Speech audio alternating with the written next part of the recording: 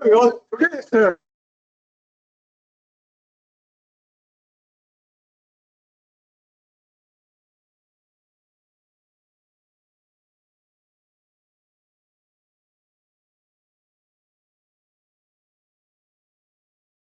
what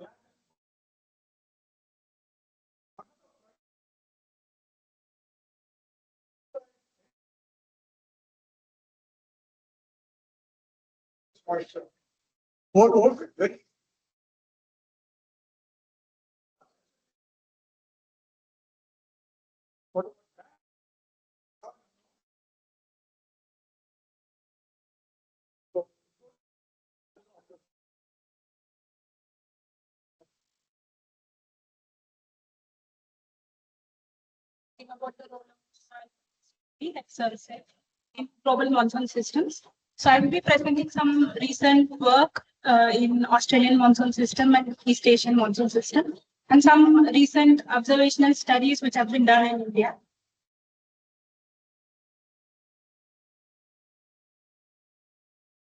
We know soil moisture is a slowly varying component of the land surface. It can affect humidity just above the surface.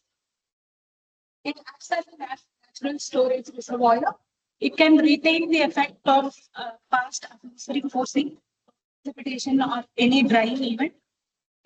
These effects can persist over days, weeks, and months, affecting the feedback to the atmosphere again. We know that SST anomalies do have longer memory than soil moisture anomalies, but they still do play an important role, like Sir said, in the land rainfall. So these are some of the mechanisms through which soil moisture influencing the other processes can affect the evapotranspiration and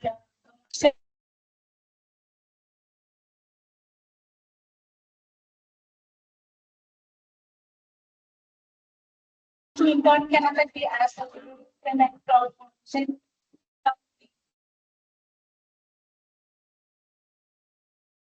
Properties, the groundwater, the distribution, everything can affect the soil moisture memory.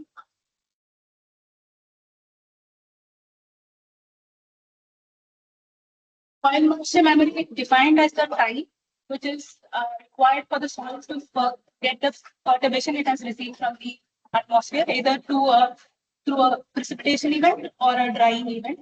It can also be defined as a period where the detectable moisture anomalies have the full potential to influence the atmosphere. This is 1D soil moisture balance equation.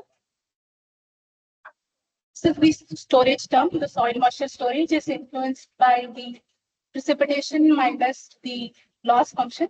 The loss is due to drainage, evapotranspiration, and surface runoff. Usually in soil moisture memory studies, soil moisture is described as a red noise process or a first order Markov process, where we describe the change in soil moisture is proportional to the current soil moisture state. Some white noise forcing. This white noise forcing includes rainfall and runoff. Evapotranspiration can be expressed as a function of soil moisture. This is the time scale of soil moisture memory. Statistically, it can be determined through application of the time series. So this is a study from the Australian summer monsoon region. The variability of the summer monsoon rainfall.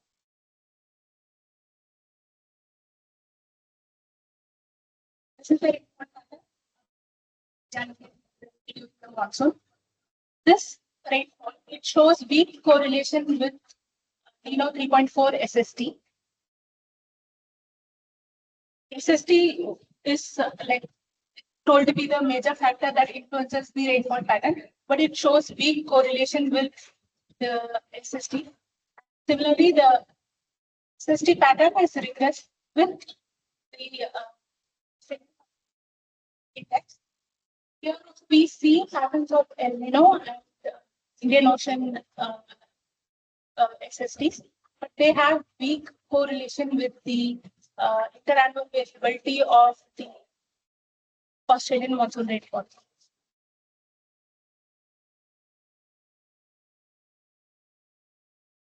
Other mechanisms are studied in this paper, where they say that the interannual variability could be influenced due to wind evaporation feedback in the region over here. So when strong monsoon is over this region, the wind evaporation feedback from the southeastern Indian Ocean could enhance the oceanic evaporation and could bring in more moisture convergence into the land region. Soil moisture memory can influence the interannual variability of Australian performance. So here, soil moisture memory, see if it plays any role in the interannual variability of the Australian summer monsoon. Here, the Australian summer monsoon index is regressed with the evapotranspiration and soil moisture on Jan 1st. There is no significant correlation in January. In February, as the monsoon progresses, we can see very significant correlations here.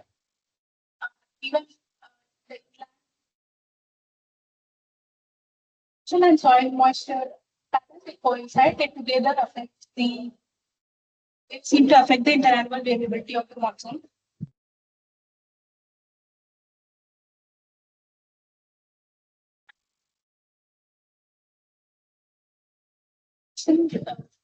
Between January rainfall and February rainfall, and this is the Feb 1st soil moisture versus Feb rainfall. The Feb rainfall seems to be more correlated with the soil moisture of February 1st than the previous month rainfall. So this is a water budget done over the inland region. So this blue curve is the moisture flux convergence. The red curve is the evaporation. The green one is precipitation. And the black curve is the column water vapor tendency. So we can see that the moisture flux convergence in the initial period is completely translated into precipitation in the initial month. This is from December to March. So, but from the mid of January, we can see evaporation and evaporation starts affecting the moisture budget. And towards the mid of February, it almost contributes to 50% of moisture convergence over the inland regions. So it is proposed that the Australian summer monsoon interannual variability is self-sustaining atmospheric ocean land coupled mode rather than like completely influenced by SSTs or tunnel variability.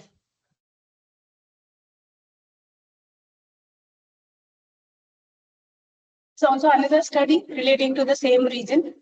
So here we are looking at the same northern Australian region, but divided into northwest and northeast. Multiple linear regression is performed with NO 3.4 and local evaporation. Over the northwest, it can be seen that the rainfall over northwest is more correlated with the local evaporation, while the rainfall over northeast is more correlated with NO 3.4.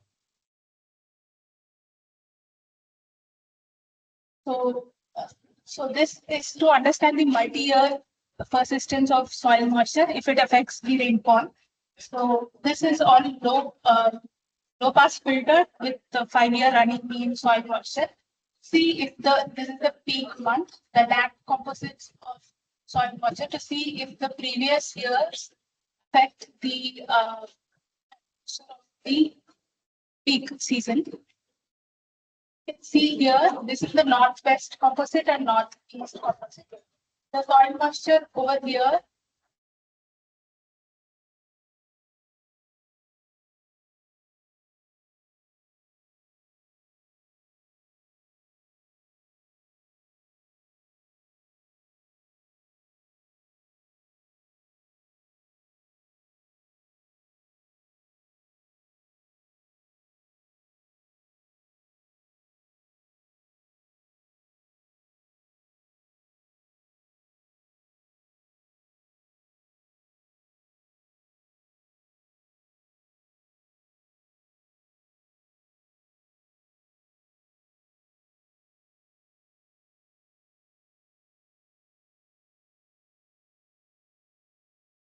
rainfall peak.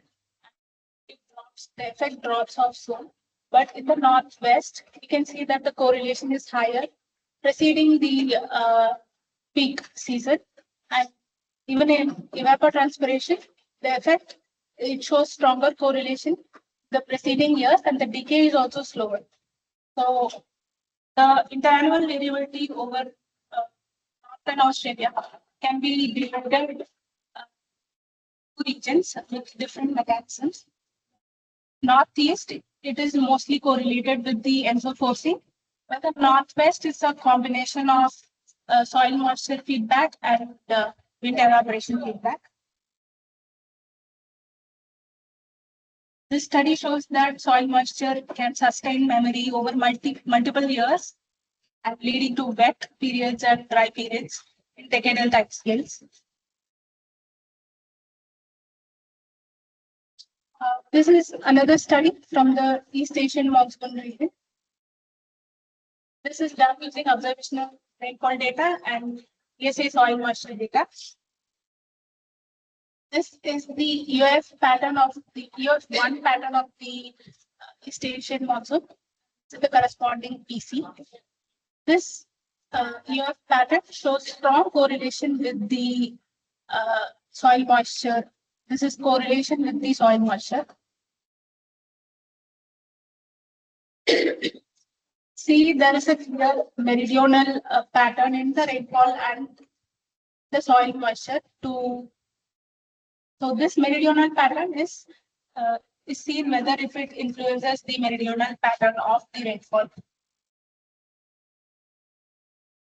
So here we are separating out the variance of precipitation, which is influenced by the soil moisture. And we can see that the soil moisture can explain about 0.4 of the variance observed over here. This is the pattern of this forced precipitation component. This is the PC of the forced precipitation and the soil moisture index. Soil moisture index computed as the difference between the area average soil moisture of northern region and southern region. So they are negatively correlated, show correlation of minus 0.62. So this shows that the meridional pattern of soil moisture influences the meridional pattern in rainfall. And to prove this, they have done a modeling study. So in the regional model, describe the soil moisture based on the observation in case 1. The other one, it is climatological soil moisture.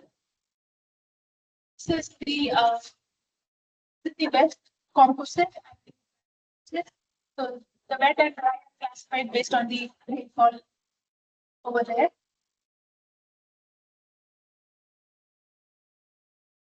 So the first is the sensible heat flux, latent heat flux, and the precipitation. This is the corresponding wind pattern and vertical velocity observed. So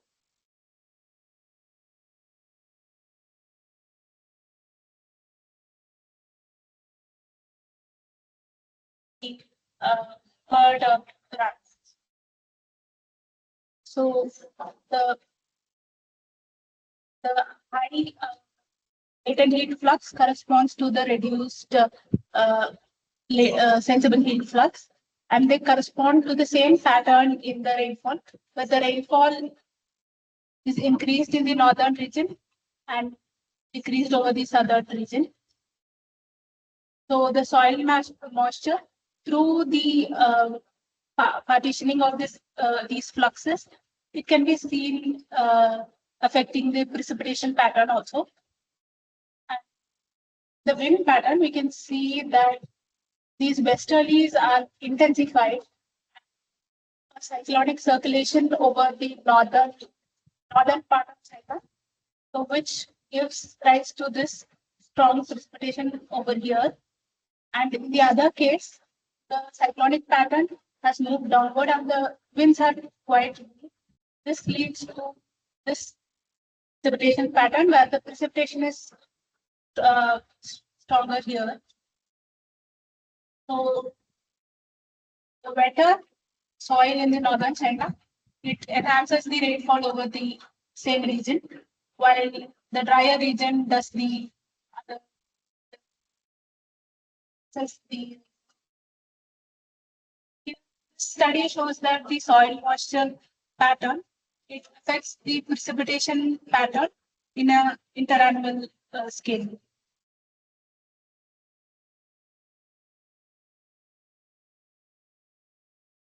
This is an old study, 2013, over the Indian region, where a regional model was used to look at the soil moisture memory. The model.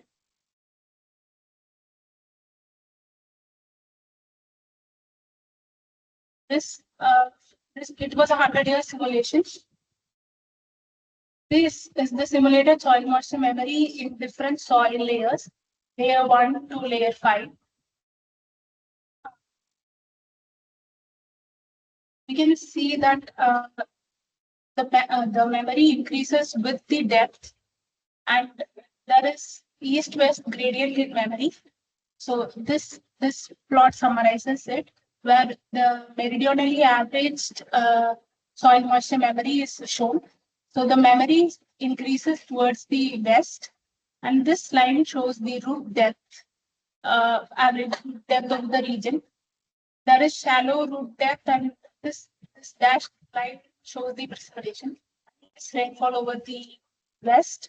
There is increased and dense roots over the eastern region and more rainfall. So the rainfall, increased rainfall and the root depth. Due to this, there is frequent interaction between the soil layers and the atmosphere, which leads to the reduced memory in the eastern part of India, while the shallow roots and scanty rainfall over the western region contributes to the increased memory over the western part of India.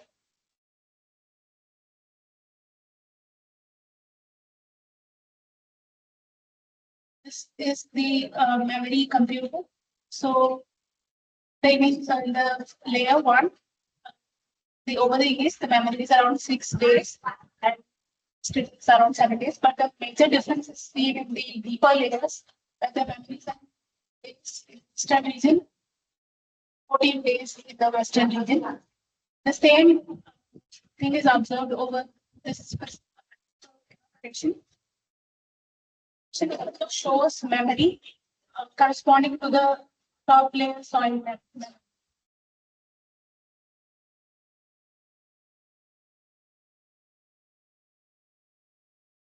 Is to look at explain variance by soil moisture on precipitation.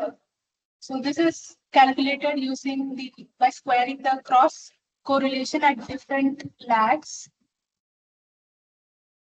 Shows that this can show how soil moisture influences the predictability of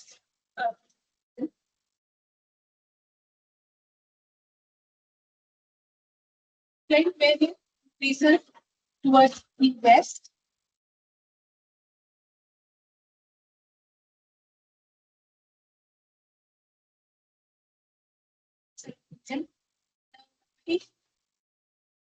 Shows range of around 0.6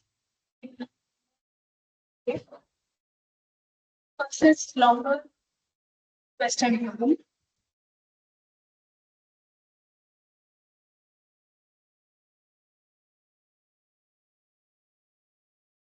This is a recent study. I used observational soil moisture data with depth, calculate the soil moisture memory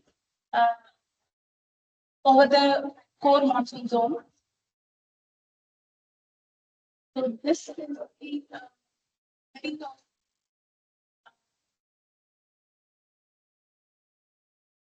based on the IFD rainfall data. So the soil moisture memory increases with depth. Subsurface shows more variability in extreme and dry events.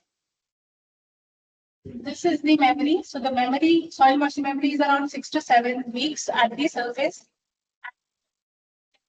the subsurface. This is 50% during the deficit years. This year the memory is by around 10%. So they looked at the Bowman ratio, which is the ratio of sensible heat flux and memory affects the feedback.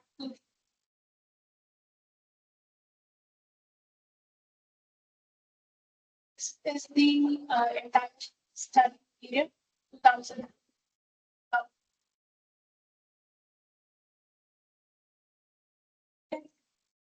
They show that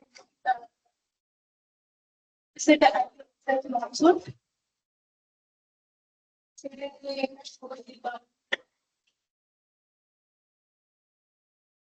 So years can we see that the Bowman ratio increases the sensible green flux.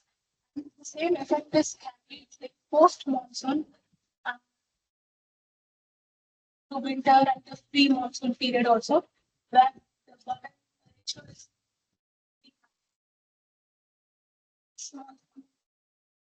period. You can see that the ratio is reduced due to enhanced latency flux, and it is carried into winter months and the preceding the pre-monsoon period.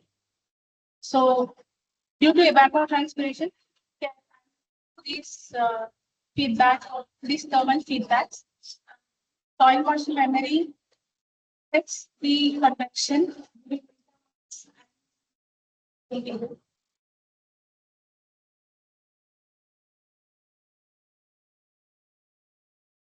This is the summary of the study.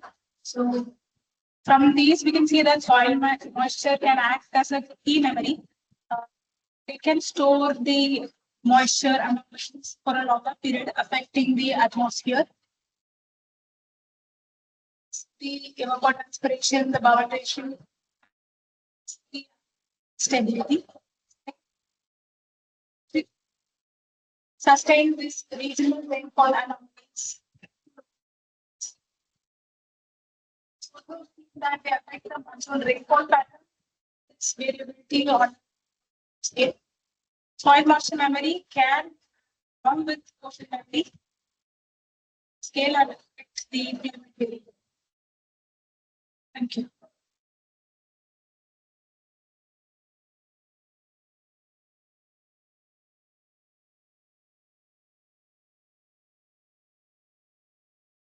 Has anyone studied Indian monsoon fixed and variable soil moisture? Is there a paper which compares the two? We keep soil moisture fixed and let it vary. How much variability changes? On dynamic scale, No, on heterogeneous scale. yeah.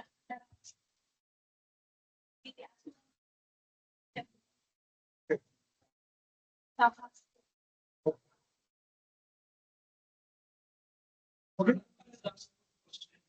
So then which factors determine the extent? Factors can be soil properties. So soils, they can hold moisture for longer period, soil properties, and the precipitation. So when there is excess or deficit, some soils they tend to hold on to the perturbation longer. It increases with depth.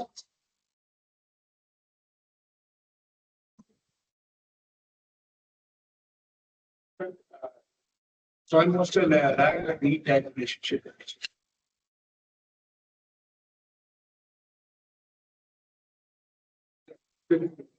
So in the right side, where you heat is the soil moisture. The variability you will get a very good correlation because if higher rainfall is there, soil moisture will be also higher. Yeah. Now, in the second case, when you are giving a negative lag, you are getting that soil moisture is due to the rainfall, right? Because that soil moisture is in fact leading to formation of moisture and convergence, and that is happening in a local site. So it's not rainfall is happening. Now, if the soil moisture, you are saying that it happens for 5 to 6 days of memory. But if you are giving you that, how do you actually like is the soil having a memory that it Like in earlier studies, so soil moisture was not assumed to hold any memory. So that's why our focus was mostly on the ocean. But now recently the many hypotheses, they say that the deeper layers, groundwater, they hold on to the moisture for longer period. So even the time scale of groundwater is very high for years, even thousands of years. Yeah. So it could provide memory. So to what extent does vegetation time vegetation time? Time. Time. Yeah. Okay. Yeah, vegetation could also influence, like based on the season, the vegetation also changes. So they take up most of the moisture from the deeper layers and transpire to the atmosphere. That will also determine the memory. Thank you.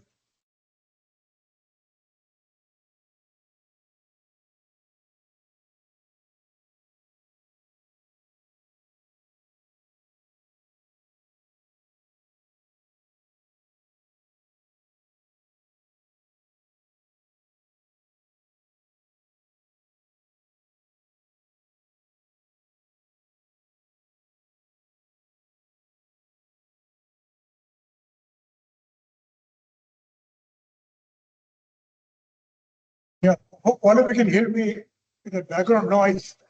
If not, I'll put on the mic. Okay. So July is coming to an end.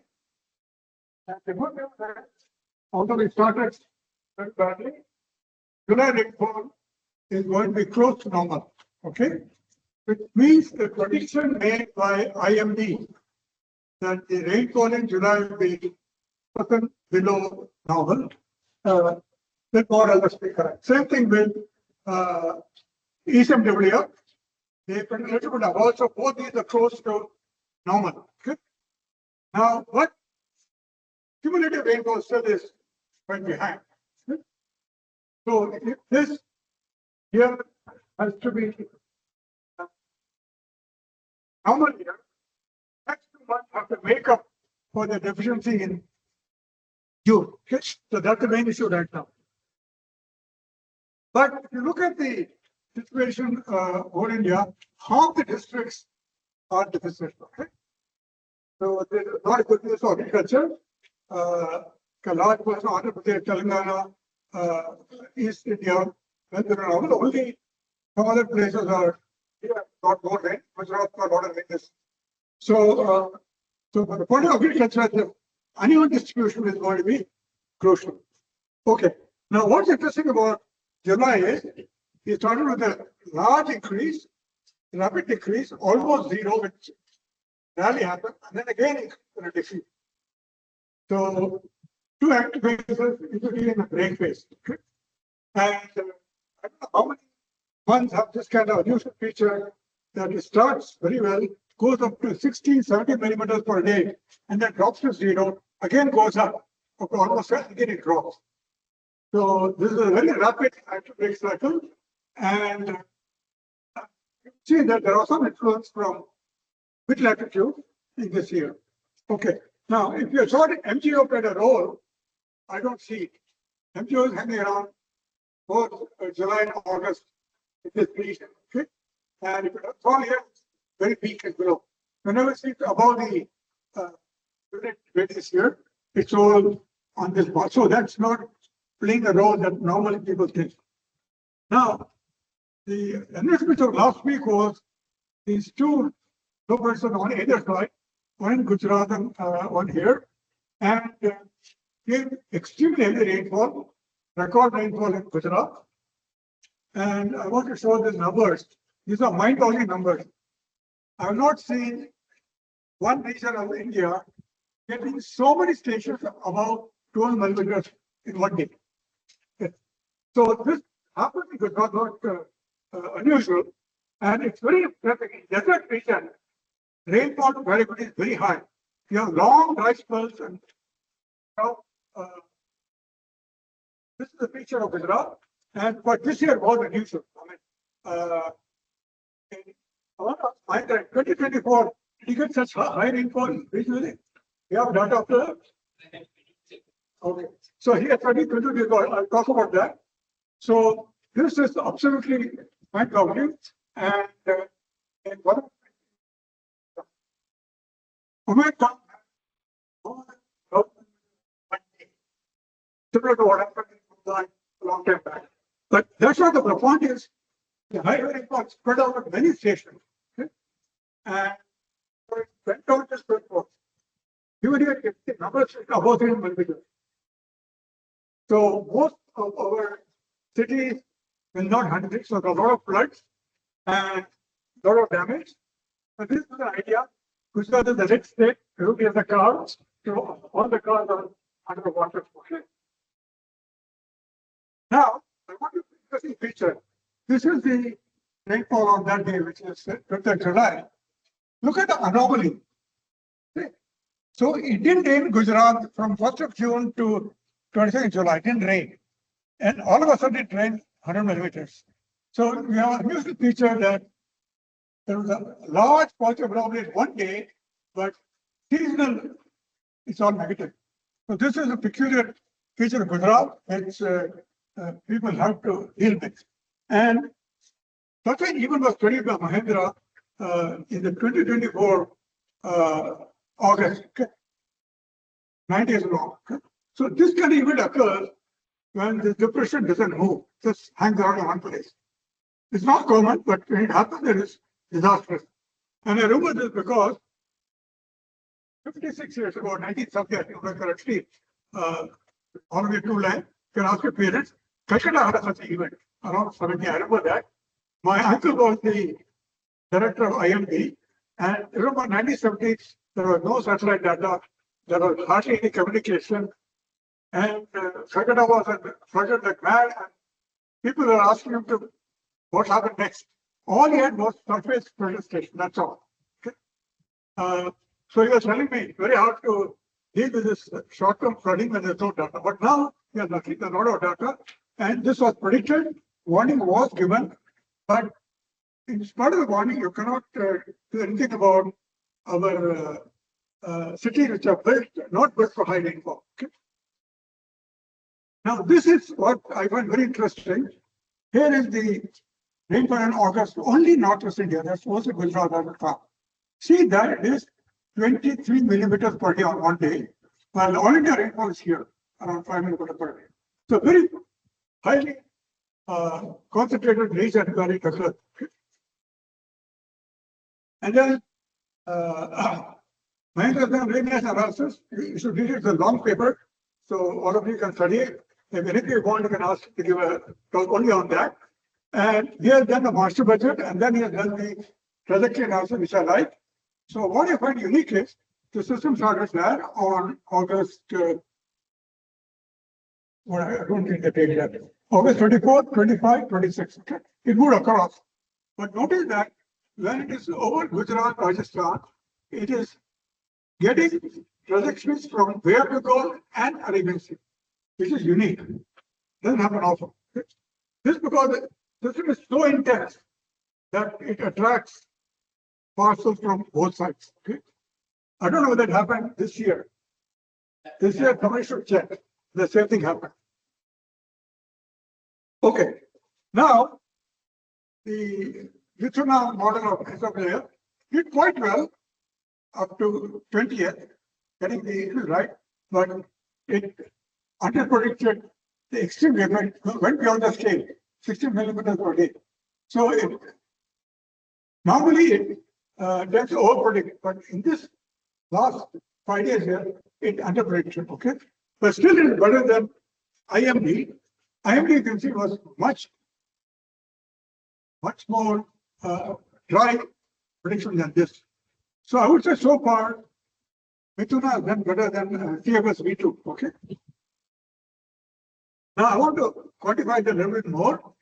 So I'm showing you actual rainfall, weekly rainfall, this week which was intense rainfall, 28% above normal, all India. And 2 weeks before it was 25. And 2nd July, one day before, it is 38. I would say it's okay. Some difference, but it's sort of over-predicted this. But look at the next week, 10 to 16 July, minus 6%. Okay. But on 21st June, it's already minus 6. 2nd July, also minus 6. Only 9th July, one day before, it's I would say that this is a failure because if you're running the point from 8th July, you should have got that high. But look at the last one. Don't look at the last piece, okay? And June 16, minus 16. 2nd July, 7.5. 9th July. It is not showing any recovery of that, but actually about 21%. So this is the first time I've seen such a bad prediction. All the weeks. Okay, there's something else problem. So something unusual happened. It's a CFS32 was not able to capture. Okay. So considering showing below normal, but actually is plus 21. Now let's look at why. You can see that the whole of this week, CFS32 prediction was totally wrong. It was predicted well below normal, but in reality, the active phase took over. Now, let's come to this issue. We have mentioned this last week. I want to spend some time on it. Why is the seasonal forecast over land poorer than over ocean? Okay. Partly, Janaani has highlighted that. Now, here is a clear this one of Eastern European model, weeks 3 and 4. Okay. And you can see that ocean has a lot of skill. 3 and 4. Over land, it's all 0.1, 0.2. Okay. Except Amazon. Amazon is special because of the thick tropical forest. But both other land regions, including Australia and this one, skill is very low. Okay. Why is that? So models have accurate estimate of state of the ocean. Okay. And once you know the SST, you know the surface moisture, because RH over the ocean is very close to 80%. It cannot go much higher, it can go much lower. So that's the advantage. So once you know SST, which doesn't change day to day, you know the boundary condition of soil moisture, surface moisture protection. But we don't have good data of surface temperature. We don't have good data on surface moisture. So both land humidity is not gone well, and that feeds back and gives you all the errors. So I want to ask you in India, how much data do you have about the nature soil below? Very good data. Now, unless we have it, we can have a model. The model doesn't have the right input. That is no use. Okay.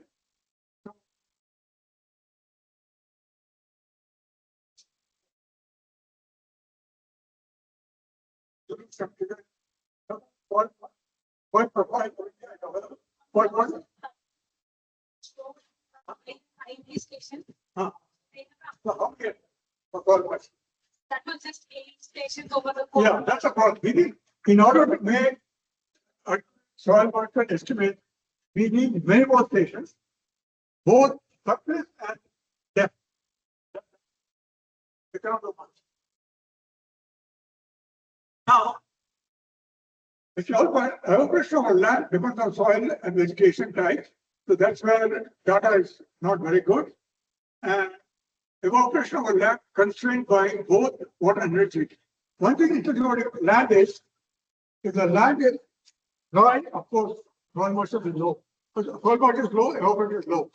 If the soil is saturated, then what controls the operation is the energy input.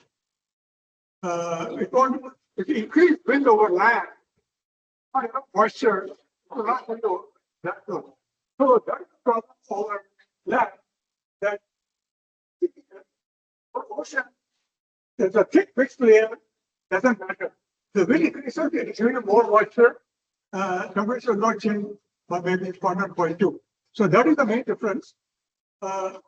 overflow was not constrained by water vapor. Okay. So this is another comment by Dr. Ray, a very nice paper, it's a review paper. So, what point is that the weakest link is sparse, poorly constrained soil moisture and snow observation. That is the key point. That is what. So when you initialize something, you initialize submersibility. Over land, you don't do that. That's the main point. Okay, now I'll look at a very interesting fact. 100 years back, exactly, we had a state monsoon. June was same as this year. 97 millimeters, okay? So I thought maybe follow that. It's not happening. July was amazingly high, one of the highest. August was even higher. September was even higher. Okay? So will it happen this year? The answer is no. Why? You can see the NO3 SST. It was an El Nino condition until July, August, then rapidly jumped down. Okay? So when the SST over the NO3 rapidly changes, it has impacted the monsoon. People have studied it. When there's a rapid change in southern oscillation or 0.4, it makes a dramatic change in our monsoon. So if we take from Nino to La Nina to El Nino or vice versa, of course, during the monsoon, they predict. This that constraint. Although we know El Nino is continuing. Okay. Now I can tell you, although I looked at 1926, I want to give you a warning. 26 is 100 years back. There was no data. Okay, there was no satellite. There was no research. So this, 3.4 data I got was from 2 ships crossing somewhere near Tahiti, I think, and here and here. Just 2 transits of the ship were used to create this thing. So one cannot trust it totally. Okay. So remember, if you want to do any analysis of last 100 years, and be careful. Before 1950, I would say before 1960, you cannot trust SST data because there is no satellite. Okay. So this, you can see different sources give you different answers because there are only a few data points. So the key point here is that around July rapidly went from end of the line. That much is clear. But we are depending only on a few ship data. Now that's what's going to happen next week. Mithuna says it will be above normal, and that's always true. So all along, it's a 1 day says above normal. On the other hand, TMS says normal and below normal. So we'll watch next week and we'll see what happens. Now, what the prediction from Mithuna for the next 4 weeks?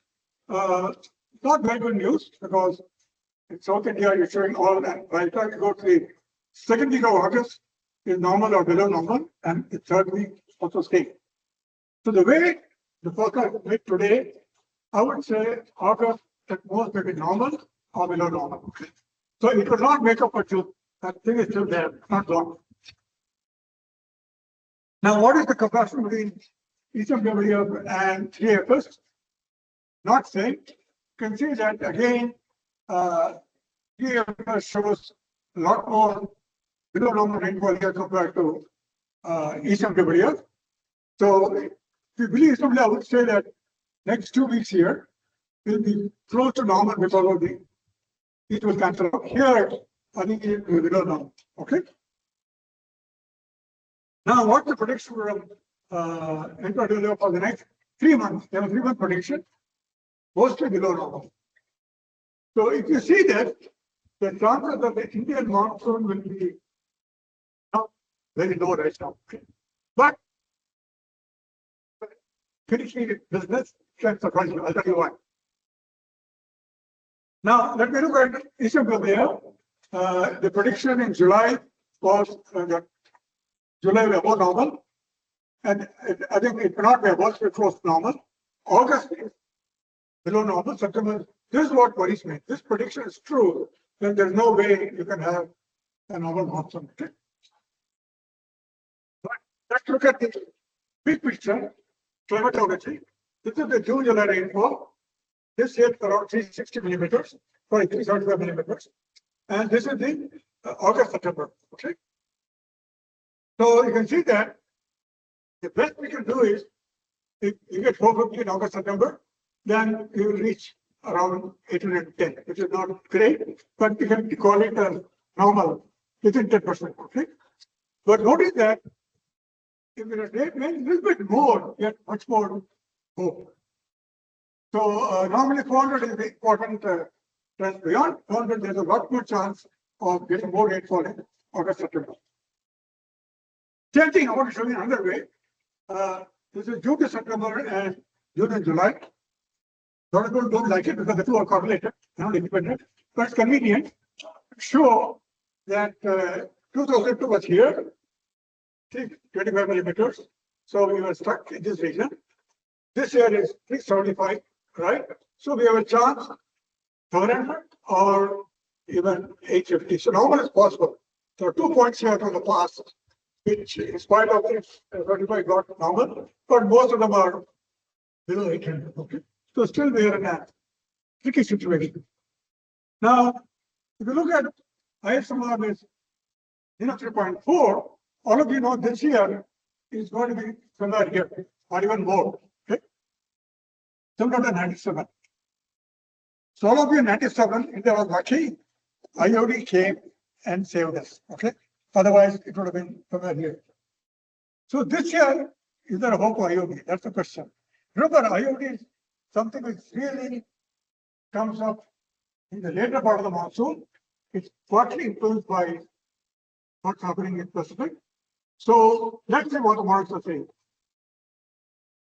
Now, already 1.94, 2 degrees. Well, you can see the slope. It keep increasing. I don't see any chance of it stopping. Okay. Let's look at IOD.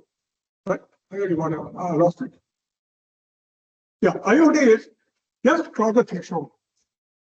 0.4. Okay. So we are going just beyond the slope. Now the next 1 month and 2 months are critical. When it will increase. Okay, that's a key point. Now let's look at what prediction was made in April. Okay. In April, most models said that the IOD, this is a multi-model thing. IOD in July will cross 0.47. Yes, it has crossed. And if this goes around, in August, there's a very good chance of first IOD, which will bring in more moisture from the south, and maybe a good monsoon August or September. But it is critical when it will cross. If it crosses in late September, then the hope. If it crosses in late August, maybe September will contribute. Okay. Now, this is the beginning of April. Now, what is the latest prediction? Latest prediction is from July. It's very interesting. There's one model, GFDL, right here. Says it will go to 3.5. It never happened before. So we don't know what it is. But most models, we look at multi-model mean, they are saying that August, September, it will be quite positive. So this is the only hope we have. If this really happens, then we might have normal rainfall August and maybe above normal in September. This will make up for June, then we are lucky. We will be close to 97 situation. Okay. Now this is a slide Mahendra gave me to show that what's happening these days. This is the mid-latitude jet oscillating, is having interaction with 200 millibar wind, having interaction with the Indian region. The easterly jet is here, and there's another jet coming from this interaction. So what we've seen even last year, that more and more there is interaction between mid-latitude and India. Okay, and Hunt has talked about that in his papers. Now, that's not surprising, although there are people who question it. The fact that due to global warming, the tropics have gone by around 1 degree, 1.2. Europe has gone by 2 degrees, all the heat waves you see there, and polar is 4 degrees. So the gradient has changed. Okay? Then it's substantially changed. So only question is that gradient change large enough to fundamentally alter the jet position and jet behavior? Okay.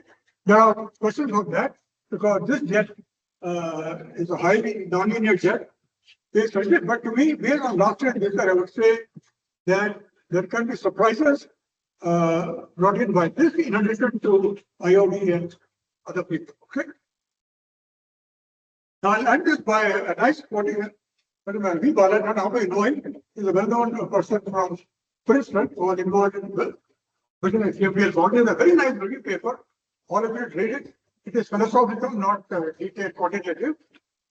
He makes a statement that we think meteorology is a subject which can be solved from the first principle of field mechanics. Okay. The reason why I like the statement is 44 years ago, I jumped from my work on completely heat transfer mechanics into this subject. Okay. And I thought, okay, I know enough about this subject of computational mechanics. I can figure out how Monsoon behaves. I was wrong. Monsoon is not so simple. So engineers have that. I can tell you in 2002, when we had a big debate of the drought in 2002, one aeronautical engineer working in NAL, I won't name him, he got up and said, you guys are stupid. We, aeronautical engineer, we designed aircraft which works under turbulence, does everything well. Why are you guys having this problem? Then I have to set up different meteorologists and tell him that engineers are machine. When you design a system, you make sure it is linear. No engineer will design a non-linear car and non-linear aircraft because it won't go in the market. In our area, we have no choice. The system is already there. Okay? You cannot choose our system.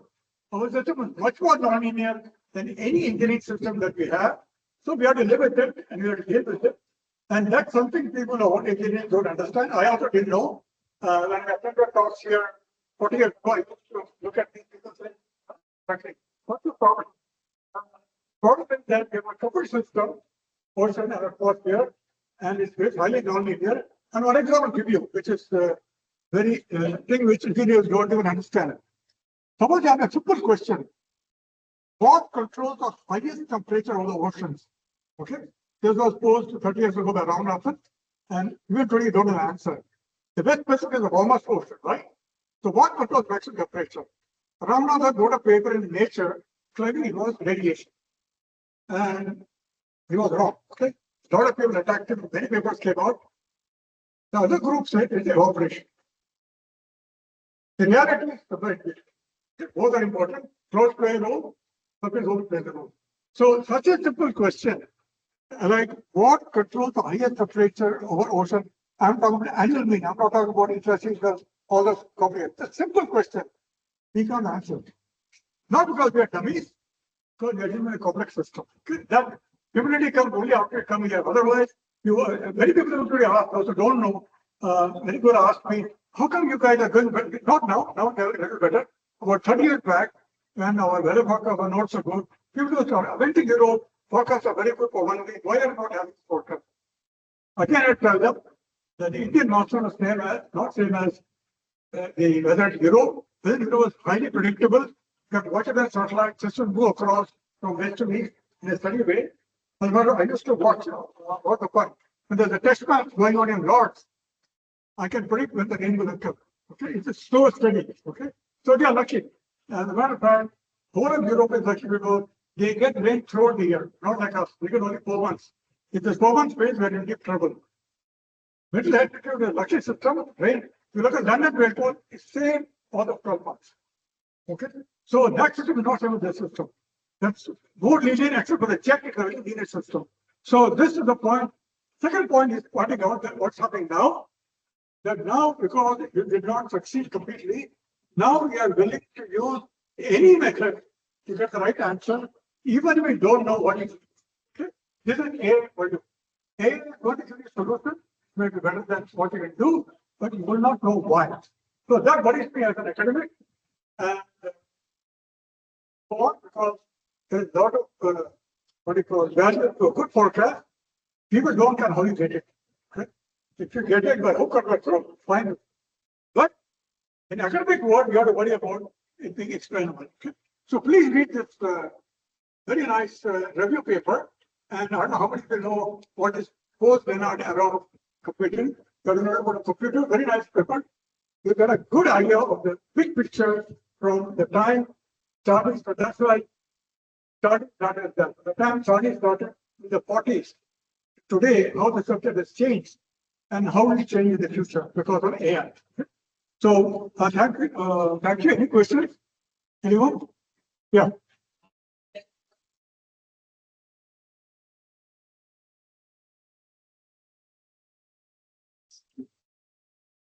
Yeah.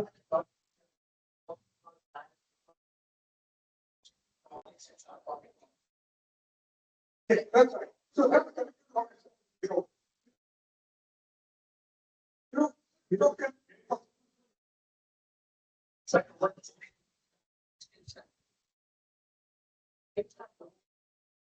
yeah. Uh,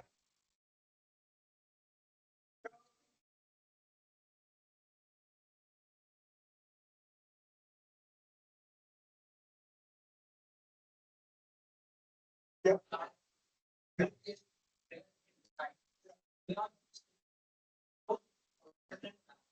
Yeah.